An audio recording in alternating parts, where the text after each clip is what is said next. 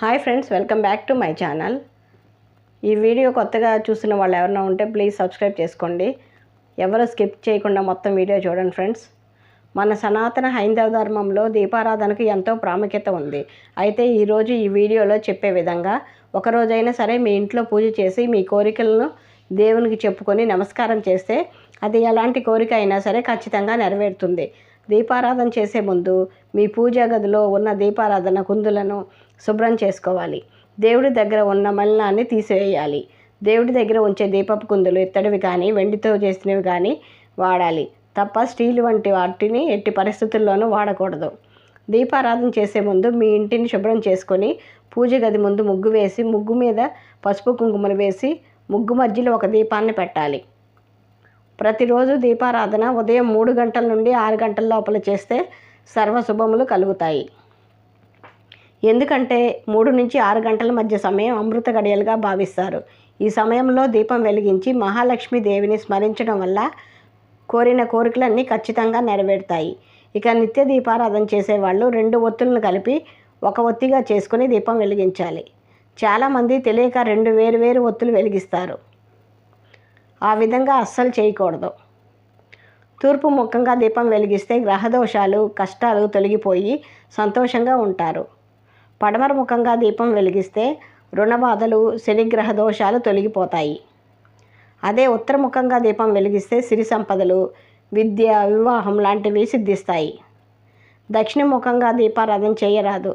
దక్షిణముఖంగా దీపం వెలిగిస్తే అపశకునాలు కష్టాలు కలుగుతాయి.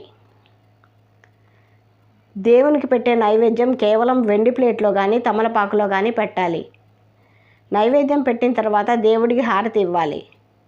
దేవునికి హారతి ఇచ్చిన తర్వాత పూజ గదిలో 2 చుక్కల నీళ్లు చల్లి ఆ తర్వాత మనం హారతిని కళ్ళకు అద్దుకోవాలి. హారతి పూర్తి అయిన తర్వాత 2 నిమిషాల పాటు దేవుణ్ణి ప్రార్థించాలి.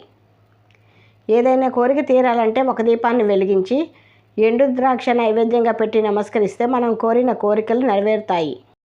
స్వామివారి కంటి చూపు నైవేద్యంపై పడినా అది మహాప్రసాదం అవుతుంది. అప్పుడు మనం ఆ ప్రసాదం తీసుకొని ఇంట్లో ఉన్న వాళ్ళకి పంచిపెట్టాలి.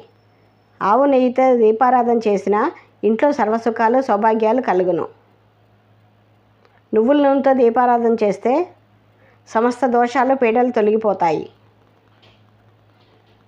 నువ్వుల నూనెను సకల దేవతలు ఇష్టపడతారు.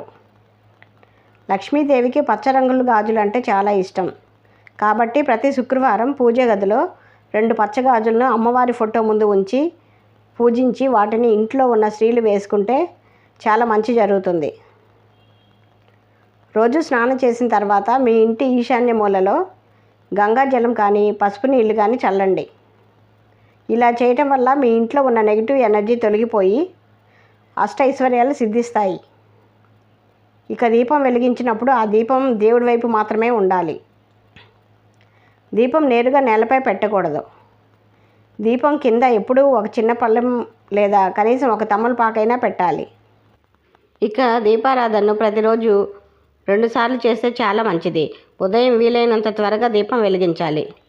కనీసం 9 గంటల లోపల వెలిగించాలని పెద్దలు చెప్తున్నారు. ఇక సాయంత్రం సూర్యాస్తమయం తర్వాత కూడా దీపారాధన చేస్తే చాలా మంచిది. అయితే సాయంత్రం దీపారాధన చేయటం కుదరని వారు కనీసం ఉదయం అయినా సరే ఖచ్చితంగా చేసుకోవాలి. ఇక ఉదయం దీపారాధన చేసే సమయంలో దీపం వెలిగించిన తర్వాత ఒక మంత్రాన్ని ఖచ్చితంగా జపించాలి. అప్పుడే మీరు చేసే పూజలకు పుణ్యఫలం లభిస్తుంది. ఆ మంత్రం ఏమిటంటే దీపం జ్యోతి పరబ్రహ్మం దీపం సర్వతమోపహం దీపేన సాధ్యతే సర్వం దీపలక్ష్మి నమోస్తుతే. దీపం వెలిగించి ఈ మంత్రం జపిస్తే 3 దేవతలకు దీపారాధన చేసినందుకు ఫలితం లభిస్తుంది. దీపం సకల దేవతా స్వరూపం. దీపారాధన జరిగే ప్రదేశంలో మహాలక్ష్మి స్థిర నివాసం ఉంటుంది. ఎవరైతే అప్పుల సమస్యలతో ఇబ్బంది పడుతున్నారో అలాంటి వారు మంగళవారం రోజున హనుమంతుని పటం ముందు ఒక నెయ్యి దీపం వెలిగించి పూజ చేయండి. అలా వరుసగా 3 మంగళవారాలు చేయండి. మీకున్న డబ్బు సమస్యలన్నీ వెంటనే తొలగిపోతాయి.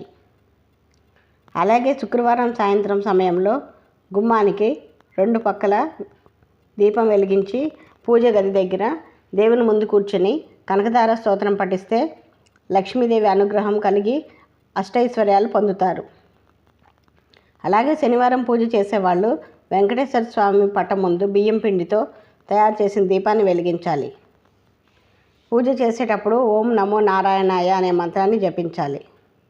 ఇలా చేస్తే అష్టైశ్వర్యాలు సిద్ధిస్తాయని పండితులు సూచిస్తున్నారు.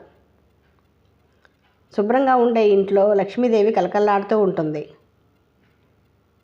ఇంటి ప్రధాన ద్వారం ఎంత శుభ్రంగా ఉంటే లక్ష్మీ కటాక్షం అంత పెరుగుతుందని వాస్తు నిపుణులు చెప్తున్నారు. ప్రతి శుక్రవారం గడపలకు పసుపు రాయడం, తులసి దగ్గర దీపారాధన చేయడం చేయాలి. ఇలా చేస్తే లక్ష్మీదేవి అనుగ్రహం లభిస్తుంది. వచ్చి రాని మంత్రాలు పూజలో చదవకూడదు. తప్పుగా మంత్రాలను చదివితే అది మహాదోషం. వివాహమైన స్త్రీలు నిత్య దీపారాధనకు రోజు తలస్నానం చేయవలసిన పని లేదు. మామూలుగా స్నానం చేసి పాపిట్లో కుంకుమ ధరించి పూజ చేయవచ్చు. ఆడవాళ్ళ పాపిట్లో గంగమ్మ నివాసం ఉంటుంది. కొబ్బరికాయలో త్రిమూర్తులు ఉంటారని నమ్ముతారు. తీవ్ర పేదరికంతో బాధపడుతున్న వారు ఏదైనా ఒక శుక్రవారం లక్ష్మీదేవి పటం ముందు ఒక కొబ్బరికాయను ఉంచి పూజ చేయండి. తర్వాత ఆ కొబ్బరికాయను డబ్బు పెట్టే చోట పెట్టండి. ఇలా చేయటం వల్ల లక్ష్మీ కటాక్షం కలుగుతుంది. పురాణాల ప్రకారం శివుడు మరియు పార్వతీదేవి సాయంత్రం సమయంలో భూమిపై సంచరిస్తుంటారు. అందువల్ల శివపార్వతులు ఆశీర్వాదం పొందాలంటే సాయంత్రం పూజలు చేయాలి. సాయంకాలం చేసే పూజకు చాలా ప్రాధాన్యత ఉంది. సాయంత్రం చేసే పూజలో గంటను మోగించకూడదని శాస్త్రాల్లో పేర్కొనడమైంది. ప్రతి సోమవారం శివాభిషేకం చేయటం ఐశ్వర్యప్రదాయకం. శివారాధన ఐశ్వర్యాన్ని ఇస్తుంది. ఇలా అన్ని నియమాలను పాటిస్తూ పూజను శ్రద్ధగా చేస్తే మంచి ఫలితం దక్కుతుంది. ఈ వీడియో నచ్చినట్లయితే ప్లీజ్ లైక్ చేయండి, సబ్స్క్రైబ్ చేసుకోండి. Thank you friends.